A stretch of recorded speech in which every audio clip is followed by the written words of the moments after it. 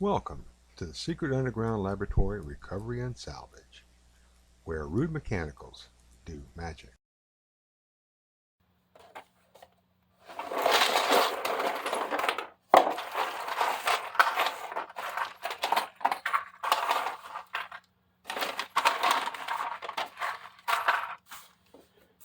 Disorganization is the demon that makes a man buy things he already has. And no matter how organized you are, the demon is never far away. Hello, I'm Bronze Age, Director of the Secret Underground Laboratory Recovery and Salvage. And 5 years ago, when I moved into the current lab facilities, almost everything that's in the lab today was in a 200 square foot storage locker, and the door would barely close. This space that I'm working in today, a little more than 375 square feet. The lab is a working shop, and if I'm going to pay the rent, I can't waste time looking for something I need or waste money going and buying another one because I can't find it.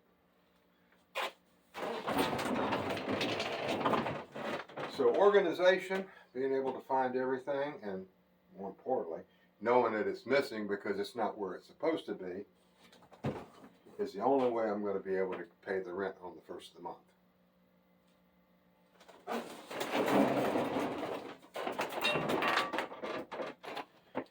Most of the work I do here is furniture repair, and most jobs require some sort of custom jig or another.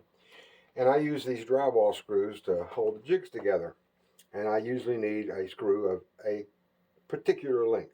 Can't be too long, can't be too short. So I keep them organized in these little trays.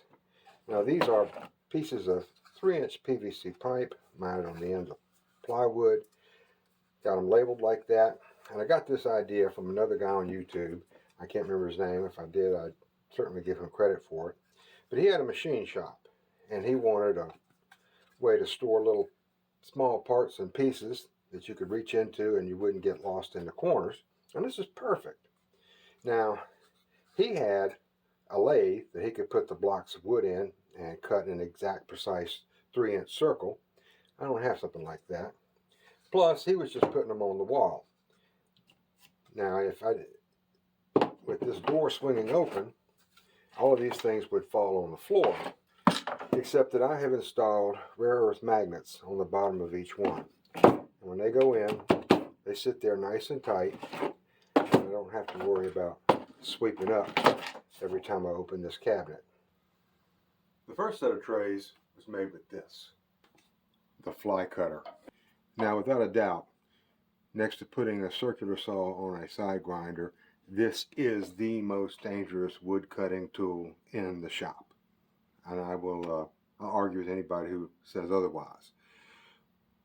It spins like this. I'm not going to demonstrate it on camera. And this blade cuts a groove, very precise groove, in the wood. Problem is, it's not as wide as the wall thickness of the pipe. So once I had cut the inside diameter, I had to turn the cutter around and set it for the outside diameter. And to keep everything from flying off into the atmosphere, I started with a big piece of plywood, clamped it down, and just simply marched across, cutting out the pieces. Now, like I said, this is a dangerous tool, and it has very few uses.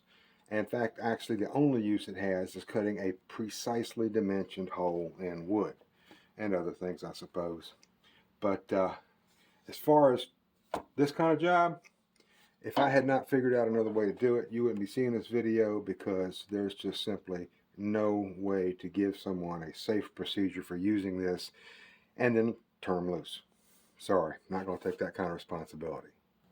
So of course the job falls to the third most dangerous tool in the shop, but we have it here in this slightly tamer form, the router table. I have a 1/4-inch bit in the router. I've got this handy little router jig and a gauge, which I use to set the distance and the height at the same time.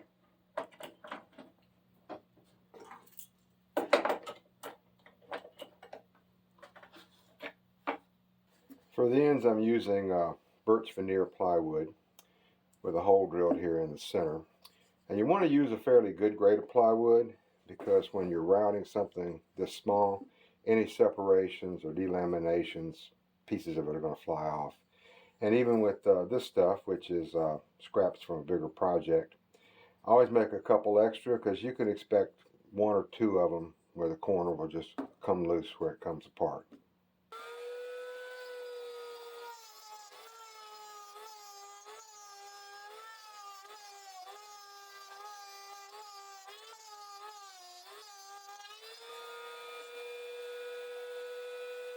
No one's going to be surprised if I say PVC pipe is not a precision material. So I chamfer the inside and the outside just to get them to slip on a little easier.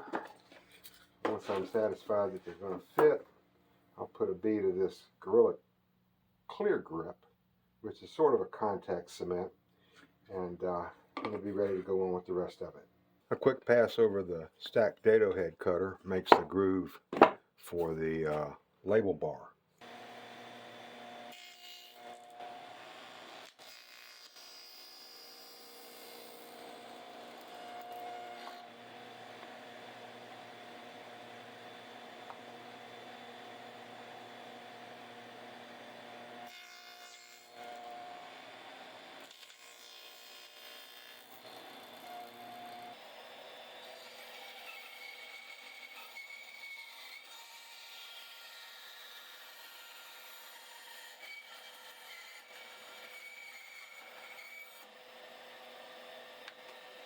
We're at the Packard 12-speed precision drill press, and this is one of those operations that you can really only do with a drill press.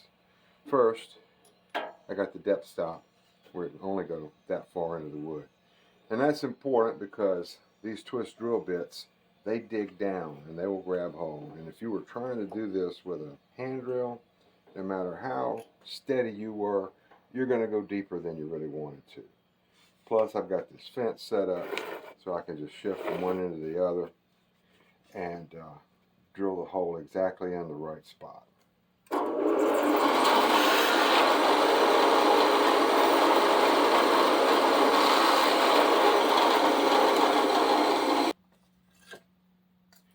Now we come to the most fun part of the job, installing the magnets. Because, come on now, who doesn't have fun playing with magnets? These are rare earth magnets. Very powerful. Much more powerful than the ones we played with in 5th grade. And the idea is to put one in the hole in the shelf, put one in the hole in the tray, and they will grab each other and hold on. The problem is, on one side of a magnet, they attract each other. But if you turn them around and try to push them together, you can't do it. So when we get these things glued in place, we want to make sure that we've got two magnets that are attracting each other, not pushing each other apart. What's more important is you want all the magnets all the way down the board to be in the same direction, so that you can put any tray anywhere you want and it'll stick and not try to hop off. Now, these little things are very difficult to work with. First off, anytime you've got them around loose, you can't get them near each other without them sticking together. If you want to try and identify which side of the magnet is which when they're off separated from each other, that's basically impossible, because the nickel coating on here means that paint won't stick to it, Sharpie won't stick to it, any kind of ink. I've tried tape and stuff like that. So there's no way to identify which way the magnet's supposed to go when you got one sitting there by itself. And so what I've done is I have glued one inside this little thin wooden card here, and that tells me which way I want my magnet. When I have shelf up, I can stick that right there and pull it back. Do another one. Well, see, now that's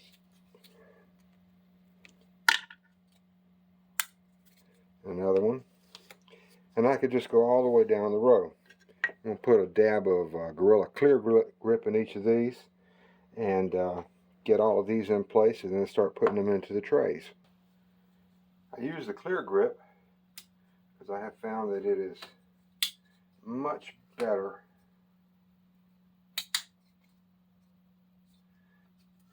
for holding these things in place because it actually sticks to it. Certainly better than epoxy. All I have to do is just to be careful not to get too stuck at the same time,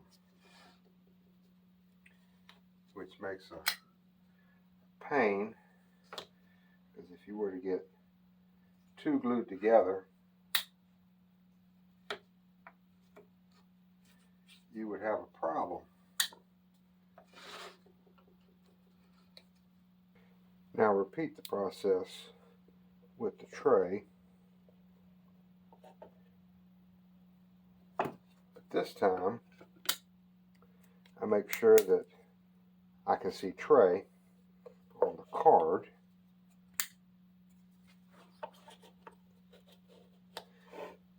Now let these cure, and I can be pretty sure that I've got all my magnets lined up, and job's practically finished.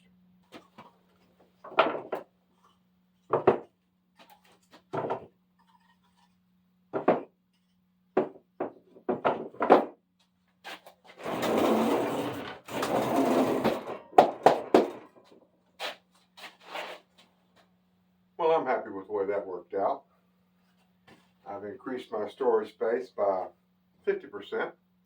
So, this is Bronze Age for the Secret Underground Laboratory Recovery Salvage. Thank you for sitting through this video on how we battle the beast, the demon that makes men buy things that they already own. And would really appreciate a thumbs up. Subscribe if you haven't already. Any questions about lamp repair, furniture repair, or what it's like working in a 375 cubic foot square foot shop, I answer all, respond to all. And again, thank you for watching.